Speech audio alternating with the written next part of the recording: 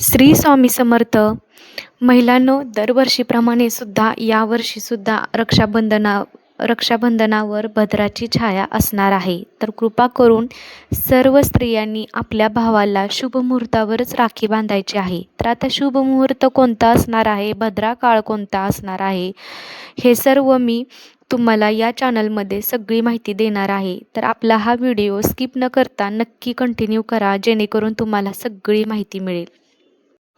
तर आता बघा, सर्वात प्रथम म्हणजे आता आपण कुठं बाजारात वगैरे गेलो तर बऱ्याच महिलांना सवय असते की आपण म्हणजे फॅशनच्या दुनियेत शिरतो. कारण आपण वेगवेगळ्या पद्धतीच्या युनिक राख्या आता मार्केटमध्ये येत आहेत आणि आपण त्या तशा पद्धतीने खरेदी करतो. तर तसं न करता आपल्याला एकदम चांगल्या पद्धतीची राखी आता कशी घ्यायची, कोणती घ्यायची, हे मी तुम्हाला सांगणार आहे. आता बघा, दरवर्षी श्रावण महिन्यातल्या पौर्णिमेला, नारळी पौर्णिमेला आपण आपलं रक्षाबंधन सेलिब्रेशन करत असतो. आता बघा, नारळी पौर्णिमा ही गुरुवारी 27 ऑगस्टला सकाळी 9:09 प्रारंभ होणार आहे आणि संपणार कधी आहे पौर्णिमा, तर 28 ऑगस्ट रोजी सकाळी 9:49 मिनिटांपर्यंत पौर्णिमा असणार आहे. तर आपल्याला राखी ही 28 ऑगस्टलाच बांधायची आहे. 28 ऑगस्टला तुम्हाला जेणेकरून शुभ मुहूर्तावर अगदी चांगल्या टायमाला जर राखी बांधायची असेल तर सकाळी सर्वोत्तम शुभ मुहूर्तावर सकाळी पहाटे 5:57 ते सकाळी 9:48 म्हणजे कमीत कमी तुम्हाला बघा, एकूण वेळ सुमार म्हणजे भरपूर वेळ आहे तसा तुम्हाला, कारण सुमारे 3 तास 51 मिनिटे तुमच्याकडे आहेत. या शुभ मुहूर्तात तुम्ही कधीही तुमच्या भावाला राखी बांधू शकता. आणि जेणेकरून तुम्हाला जर त्या दिवशी काही कारणामुळे राखी नाहीच बांधणं झालं तर तुम्ही 28 ऑगस्टला दिवसभरात कधीही राखी बांधू शकता. पण होता होईल तेवढं शुभ मुहूर्तावर बांधण्याचा प्रयत्न करा, कारण शुभ मुहूर्त संपल्याच्या नंतर दिवसभरात सुद्धा राखी बांधलेली चालणार आहे. हो, कारण त्यावेळेस परत कुठेही आधीमध्ये भद्रा नसणार आहे. आता यावर्षी भद्रा काळ तर 28ला नाही आहे, तर मग भद्रा काळ नक्की कधी आहे, तर बघा 27 ऑगस्टच्या रात्री भद्रा काळ चालू होत आहे आणि 28 ऑगस्टच्या सकाळीच पहाटे जेव्हा आपल्या शुभ मुहूर्त राखी बांधण्याचा चालू होत आहे त्याच्या आधीच भद्रा काळ समाप्त होत आहे. त्याच्यामुळे काळजी करण्यासारखी कोणतीच गोष्ट नाही आहे. तुम्ही आरामशीर 28 तारखेला कधीही राखी बांधू शकता. आता भद्रा काळ का अशुभ मानला जातो बघा, कारण तो आपल्या चांगल्या कार्यासाठी किंवा शुभ कार्यासाठी चांगला नसतो म्हणून. आता याच्या मागचं खरं कारण किंवा पौराणिक कथा एक आहे, ते मी तुम्हाला सांगते. आता शनिदेवांची बहीण ही भद्रा होती आणि तिचा स्वभाव अत्यंत भयंकर, रागीट आणि असा क्रोधी होता.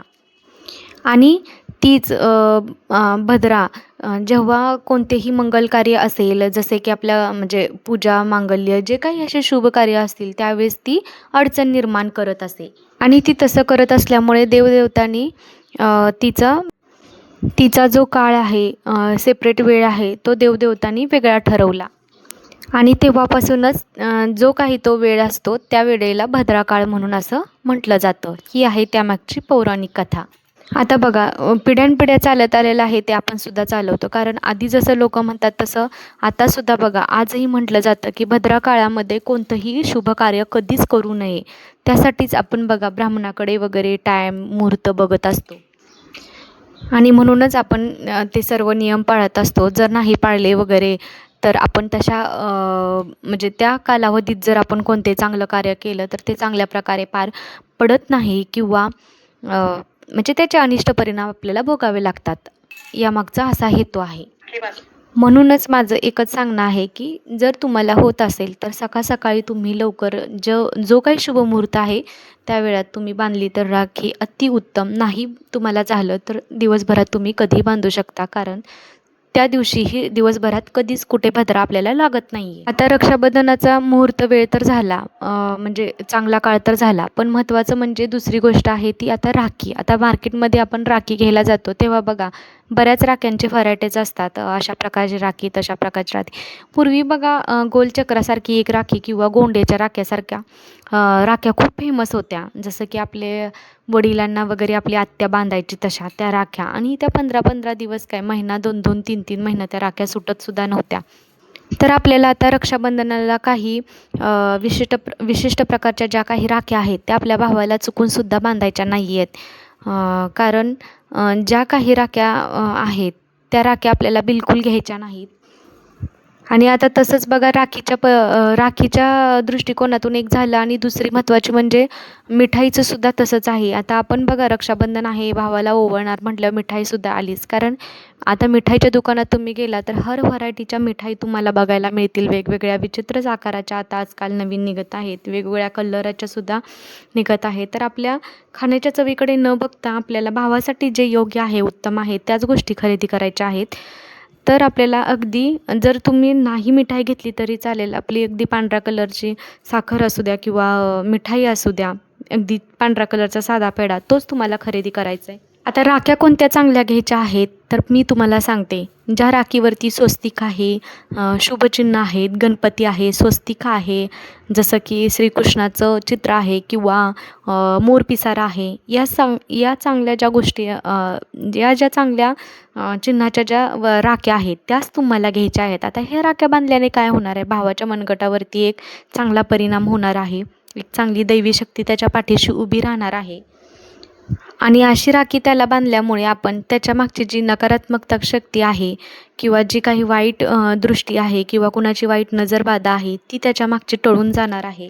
म्हणून आपल्याला घेताना जास्त करून तुम्हाला ज्या देवाच्या चिन्हांच्या राख्या भेटतील त्याच तुम्ही खरेदी करा. आता बरेच लोक चांदीच्या वगैरे पण खरेदी करतात, पण त्याच्यामध्ये सुद्धा भरपूर आपल्याला बनवून घेतलं तर डिझाईन वगैरे भेटतात. तर अशा काही त्या राख्या आहेत ज्या मी तुम्हाला सांगितल्या आहेत, तशाच कृपा करून खरेदी करा आणि आपल्या भावासाठी, त्याच्या दीर्घायुष्यासाठी किंवा सगळं त्याच्या आयुष्यात पूर्ण यश, इच्छाप्राप्ती त्याच्यात पूर्ण होत ओवाळताना आपल्याला हे स्मरण करायचं आहे. आणि काळजी एकाच गोष्टीची आपल्याला घ्यायची आहे की राखी घेताना जरा चांगली मजबूत धाग्याची बघून घ्यायची आहे की जेणेकरून ती तुटली फाटली नाही पाहिजे. चांगली आपण जेवढ्या गाठी देईल तेवढ्या ती चांगली आणि मजबूत राहिली पाहिजे. तर अशा पद्धतीने आपल्याला रक्षाबंधन सेलिब्रेशन करायचं आहे, चांगल्या मुहूर्तावर पार पाडायचं आहे. तर तुम्हालासुद्धा रक्षाबंधनाच्या खूप खूप शुभेच्छा. श्री स्वामी समर्थ. व्हिडिओ कसा वाटला नक्की कमेंटमध्ये सांगा.